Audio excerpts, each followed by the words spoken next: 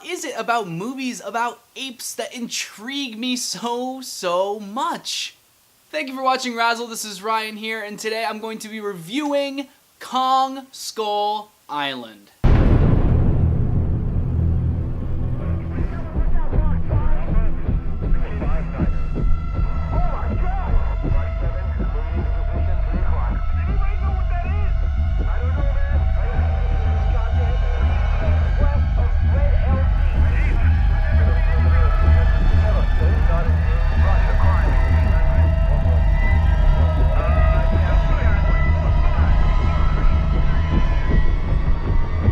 Kong Skull Island is directed by Jordan Vogt Roberts, starring Tom Hiddleston, Brie Larson, Samuel L. Jackson, among many others, including John C. Reilly and John Goodman. This movie is an ensemble piece, to say the least. Let me just start off right away by saying this movie is, genre-wise, it's a monster film meets a war film, and I think that, to start off my positives, I really want to say, like, that combination of genres really worked very effectively. There's obviously a lot of inspiration here taken from a lot of really classic and fantastic war films, most specifically, and I think most very obviously, Apocalypse Now. It takes a lot of shots almost directly from it, and I think it looks beautiful. DOP Larry Fong did an absolutely fantastic job of really capturing, like, the essence of this world. It was very colorful, but it also utilized a couple of things very well. Those three things I think that really were utilized very well were eyes, the sun, and fire. All three of those were executed perfectly to really capture the main themes of this movie. This is a very fast-paced film. It's very fast-paced, but I think it works for itself very well. It does a good job of really developing side characters. And that's one thing I really want to say. I really thought they did a really good job developing side characters as well as developing character motivation. I thought that was incredibly well handled. Much better than I would say a film like Godzilla did a few years ago. I'm going to be making some comparisons to Godzilla. This was a very human story taking place on Skull Island with Kong almost as a side character, and I thought it was handled really well, more than I usually with these types of movies. I like to see more of the monster, less of the humans, but this did a good job of juggling the humans and really making me care about those characters, as well as also sympathizing and caring about Kong. Performances were great in this film. I really loved Samuel L. Jackson. He was really a really good character in this movie. I really like to see his motivation. They did a really good job developing him, and I really thought Samuel L. Jackson was actually the perfect casting. I couldn't imagine anybody else. It seemed like the role was written for him, and he ran with it. He did fantastic. John C. Reilly was honestly probably the standout for me in the film, acting-wise. He was great. Honestly, I loved his scenes. He was very funny. He was a great comic relief character, as well as also being a character you really could sympathize with. He was a very well-written character, as well as a very well-acted character.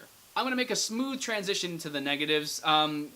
Tom Hiddleston and Brie Larson both were good, but the problem was their characters weren't really that well written. Being the two leads in the film, I figured I would have cared about those characters more, but I think they did a much better job handling the side characters. I couldn't even go into the details. This is a really booked cast. When you see this movie, you're going to recognize a lot of faces, and the side characters were really well done. Unfortunately, it kind of put to the side Tom Hiddleston and Brie Larson's character, but by the end of the film, they were serviceable enough that it wasn't a major negative. The movie also has a couple issues, just in some of the writing, just in some parts. Like I said, it's fast-paced, but then it kind of feels like it skips over things, and there's some things that I think I would have liked to explore more and really settle down in more, but we kind of jog past it, and it's okay. It's not too big of a deal. But like another thing with writing that I think kind of like messed with me a little bit is I loved exploring this world. That was another thing I would say is a positive. Exploring this world was beautiful, and I love seeing the different creatures and all that, but one of the big problems was it felt like Kong was everywhere. Wherever we'd go to a new character, Kong would kind of be there. It kind of shrunk the world a bit, in all honesty, and it kind of hurt the feeling of kind of the setting. It kind of made the world, the island shrink a bit, and it kind of having Kong everywhere and not really exploring as much as I would have liked was one of those things that kind of hurt the film a bit.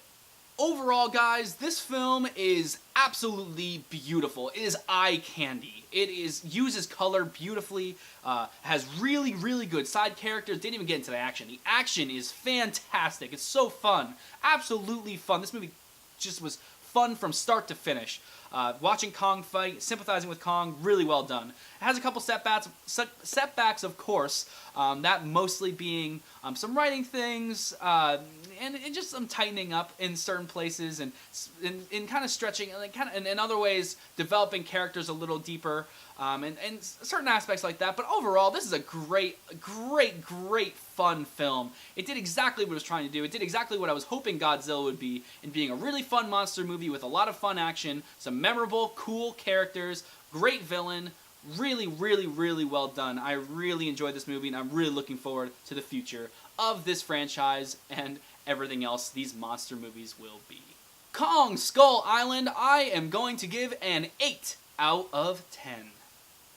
Also, just make sure you check out my new bi-weekly series starting this Wednesday. It's going to be called Top to Bottom. It is a great show where I'm going to be doing rankings and top 10s for certain things. The first episode I'm going to be doing, in honor of the Beauty and the Beast movie coming out, I'm going to be doing a top 10 Disney Renaissance film. All the films that Disney made from 1989 to 1999. All the animated films. So make sure you check that out this Wednesday.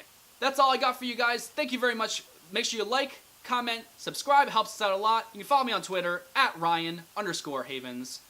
As always, have a good one, guys.